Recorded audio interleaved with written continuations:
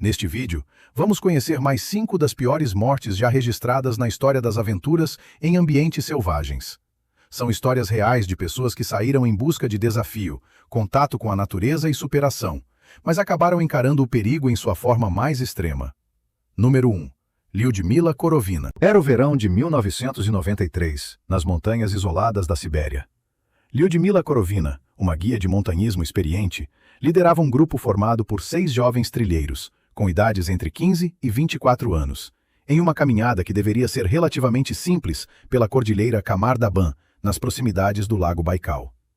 Depois de meses de preparação, todos acreditavam estar prontos para enfrentar o trajeto. O grupo estava confiante, bem treinado e animado com a experiência.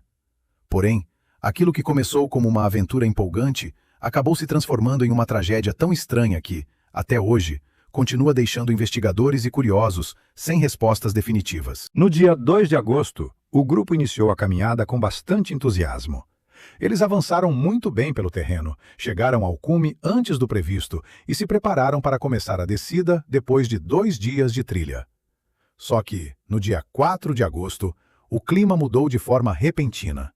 Uma chuva forte atingiu a região, deixando o caminho escorregadio e encharcando roupas, mochilas e equipamentos. Mesmo assim, o grupo conseguiu montar acampamento.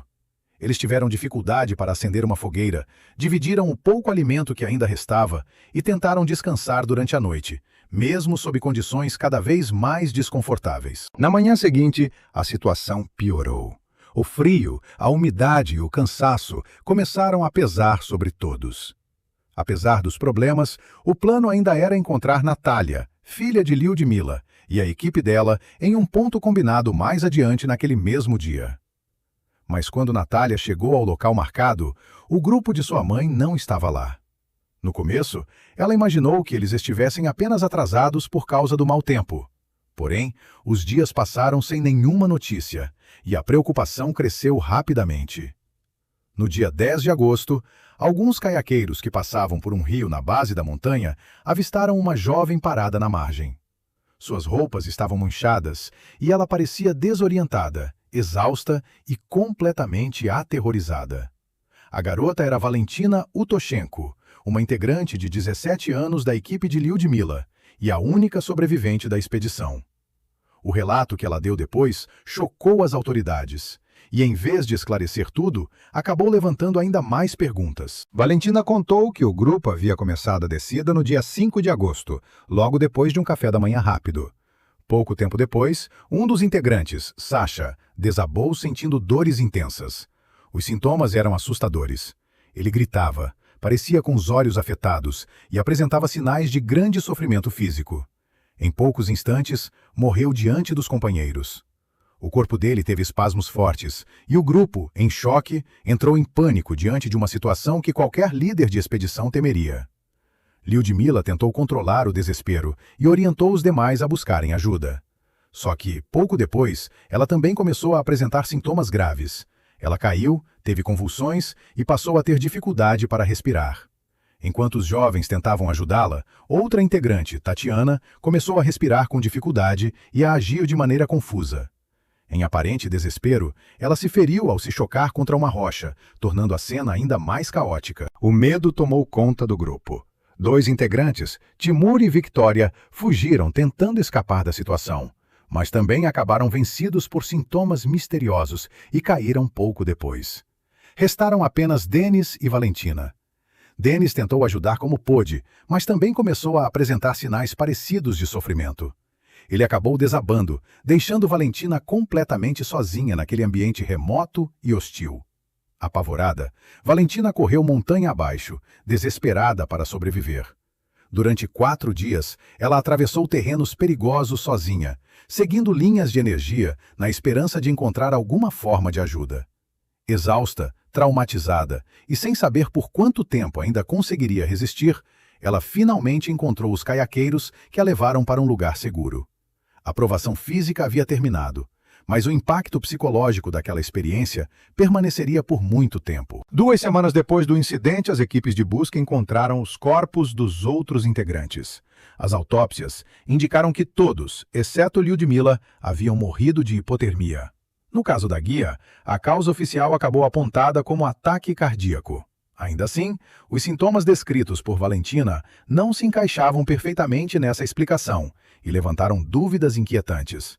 O que poderia ter provocado reações tão repentinas e violentas em várias pessoas ao mesmo tempo? Os investigadores analisaram diferentes possibilidades, incluindo exposição a substâncias tóxicas e água contaminada, mas nenhuma prova conclusiva acabou encontrada. A área remota, somada ao tempo decorrido até a localização dos corpos, dificultou muito qualquer tentativa de entender exatamente o que aconteceu. A tragédia de Qamar Daban se tornou um dos casos mais perturbadores da história do montanhismo. Mesmo depois de décadas de especulação, a sequência exata dos acontecimentos e a verdadeira causa das mortes continuam sem resposta definitiva. Algumas teorias falam em toxinas naturais, outras em riscos ambientais específicos daquela região, mas nenhuma acabou comprovada. A sobrevivência de Valentina também permanece intrigante. Por que ela conseguiu escapar quando todos os seus companheiros morreram? Apenas sorte, resistência física, acaso? Ou havia algum outro fator envolvido? Essa tragédia mostra como a natureza pode ser imprevisível, até mesmo para aventureiros experientes. O caso de Qamar Daban continua assombrando e fascinando pessoas no mundo inteiro, justamente porque suas perguntas sem resposta revelam o quanto os ambientes selvagens ainda guardam mistérios difíceis de explicar. Número 2. Storm Debil. Era 29 de outubro de 2024, na região remota de Jokkmokk, no norte da Suécia. Storm Debil, um criador de conteúdo belga de 22 anos e aventureiro apaixonado por natureza, acabou preso em uma das nevascas mais severas daquele ano. Conhecido por seu entusiasmo em explorar áreas selvagens, Storm estava em uma jornada solo, quando a aventura tomou um rumo fatal em um ambiente implacável. Storm havia passado boa parte daquele ano viajando pelo norte da Europa e compartilhando suas experiências no canal dele, Storm Outdoorsy. Seus vídeos mostravam seu amor por trilhas, acampamentos e expedições com bote. Os seguidores admiravam sua resistência, sua independência e a forma como ele parecia confortável em lugares isolados. Para muitos, ele era alguém que encarava a solidão da natureza não como castigo, mas como liberdade.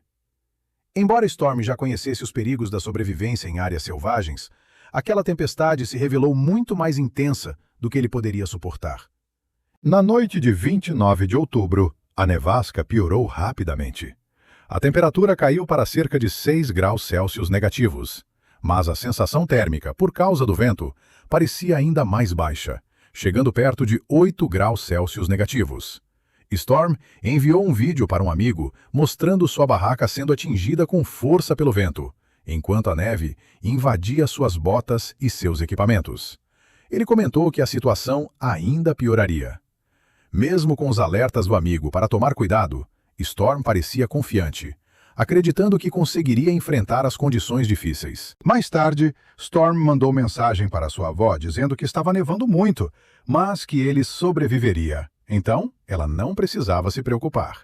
Só que, conforme a tempestade ganhava força, ele provavelmente entrou em uma situação crítica. Sua mãe, Elisabeth Romacher, levantou a possibilidade de que a barraca dele tenha acabado destruída por árvores caindo ou pelos ventos violentos, forçando-o a deixar o acampamento e procurar abrigo em outro lugar. Por volta das 2 horas da manhã, Storm ligou para os serviços de emergência e informou que estava ferido e precisava de ajuda.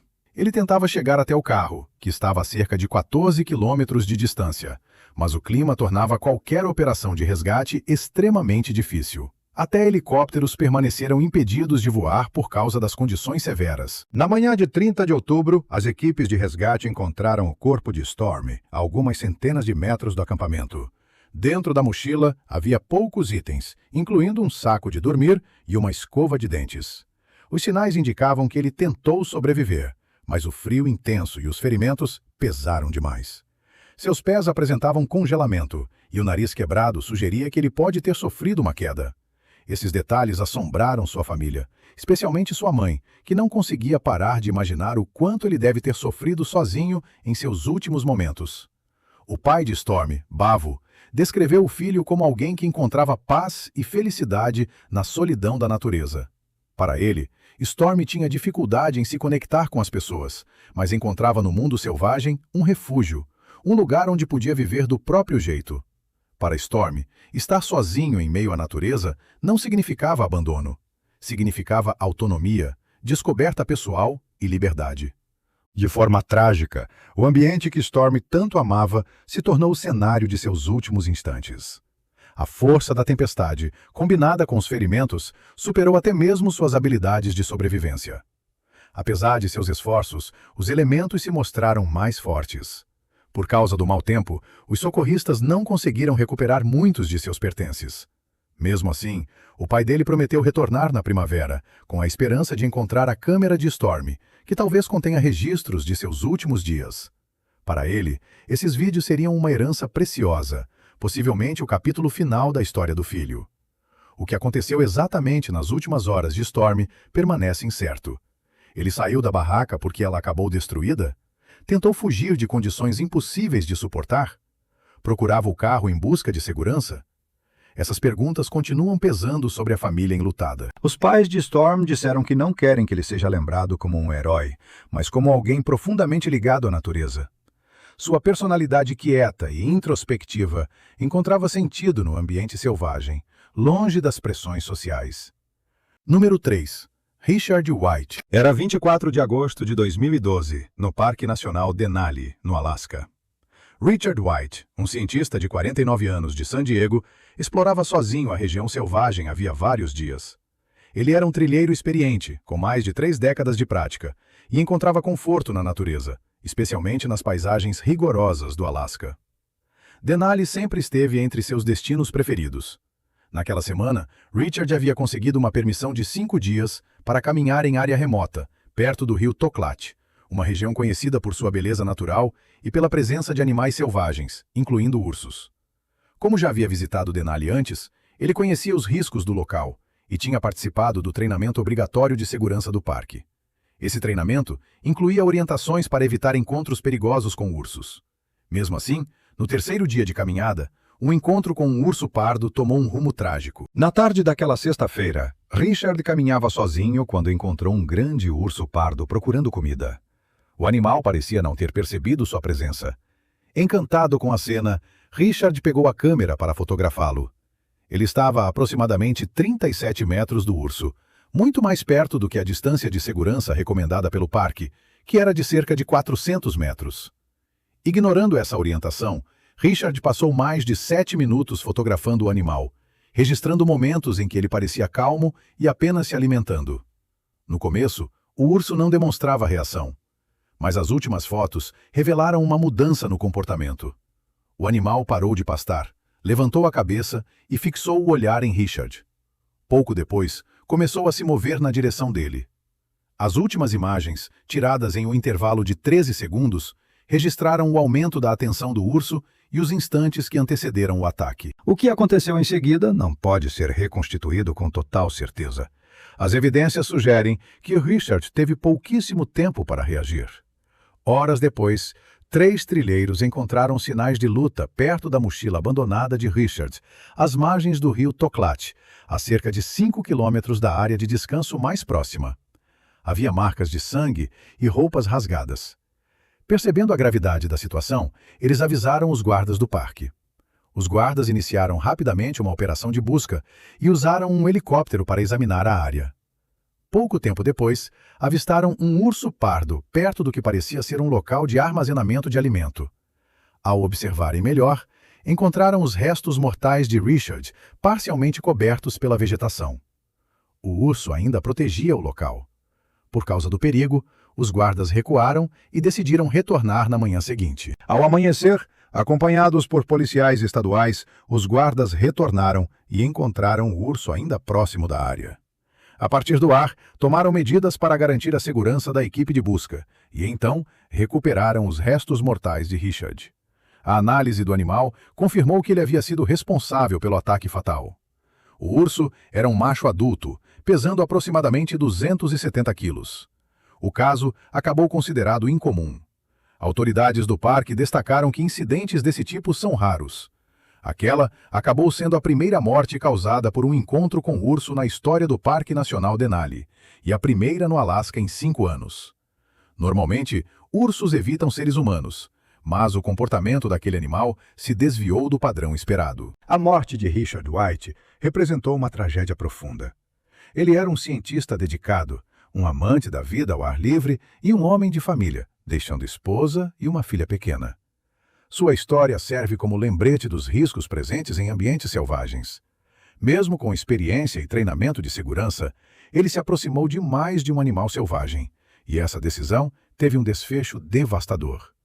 Os investigadores analisaram as fotos feitas por Richard, que ajudaram a montar uma linha do tempo do encontro. A calma inicial do urso deu lugar a uma postura agressiva quando ele percebeu a presença humana. As imagens se tornaram um registro assustador do evento e mostram como interações com animais selvagens podem mudar rapidamente. O Parque Nacional Denali, famoso por suas paisagens impressionantes e ecossistemas diversos, continua sendo um lugar de beleza extraordinária, mas também de riscos reais. A história de Richard reforça a importância de respeitar os limites da natureza, levar equipamentos adequados de segurança, como spray contra ursos, e seguir as regras criadas para proteger visitantes e animais. Embora ainda existam perguntas sobre o que poderia ter acontecido de forma diferente, o legado de Richard permanece como um alerta para todos os aventureiros. Número 4. Michelle Reynolds Van Eck. Era 24 de setembro de 2005, nas Montanhas Rochosas do Colorado.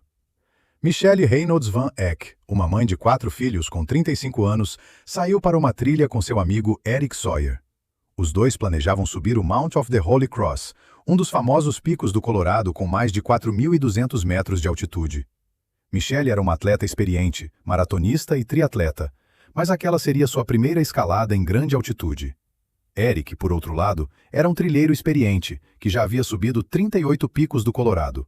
Ele a ajudou a se preparar durante mais de um ano, garantindo que eles tivessem os equipamentos necessários.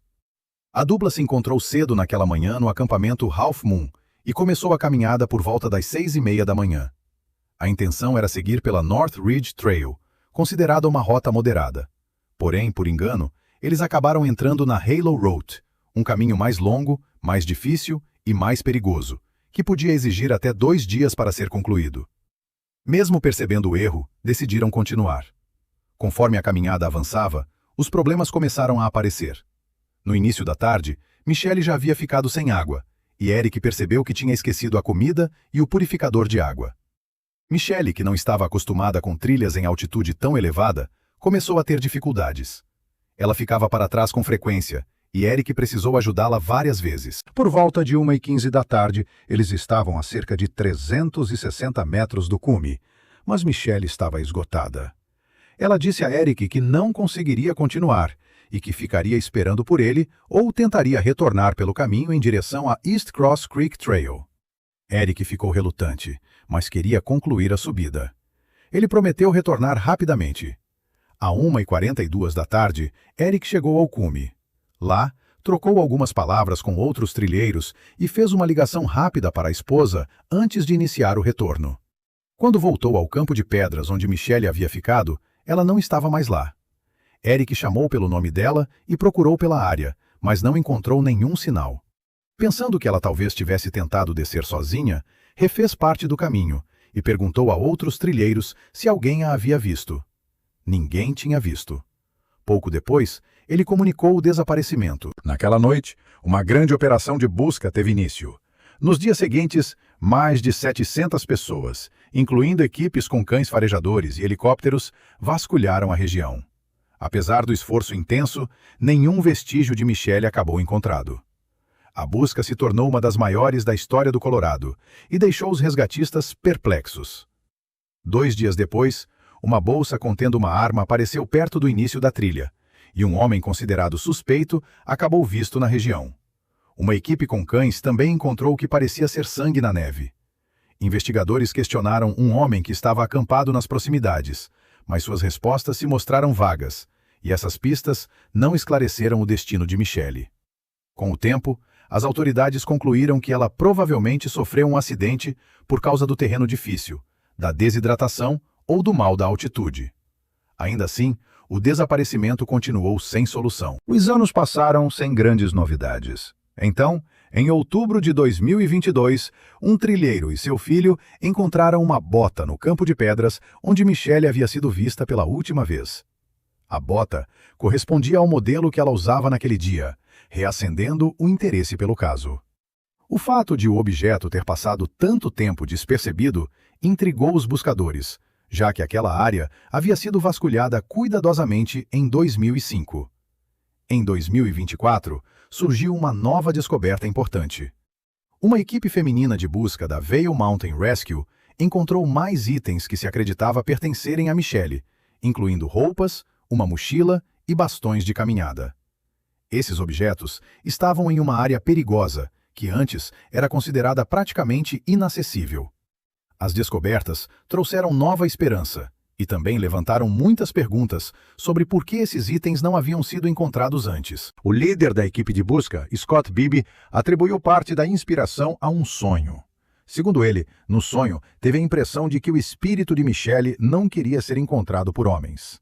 Isso levou à organização de uma equipe formada por mulheres, que passou a procurar cuidadosamente a área onde Michelle havia sido vista pela última vez. Essa nova abordagem resultou em achados importantes, como uma camisa vermelha, um bastão de esqui e uma mochila. Embora a confirmação forense ainda estivesse pendente, as autoridades demonstraram confiança de que os itens pertenciam a Michelle. O local exato das descobertas permaneceu em sigilo para preservar a integridade das buscas em andamento e respeitar a memória dela. Quase 2 décadas depois de seu desaparecimento, a família e a comunidade passaram a ter uma nova esperança de finalmente obter respostas. O que realmente aconteceu com Michelle naquele dia ainda é um mistério. Ela se perdeu por causa das condições extremas? Sofreu um acidente em uma área difícil de alcançar? Ou havia algum outro fator envolvido? À medida que novas descobertas surgem, talvez as respostas finalmente apareçam e ajudem a iluminar os últimos momentos de uma vida interrompida de forma trágica. Se tiver gostado do vídeo, deixe seu like e inscreva-se em nosso canal para acompanhar todas as novidades. Continue por aqui e assista a mais vídeos clicando em um desses vídeos que estão aparecendo na sua tela. Cuidem-se, amigos!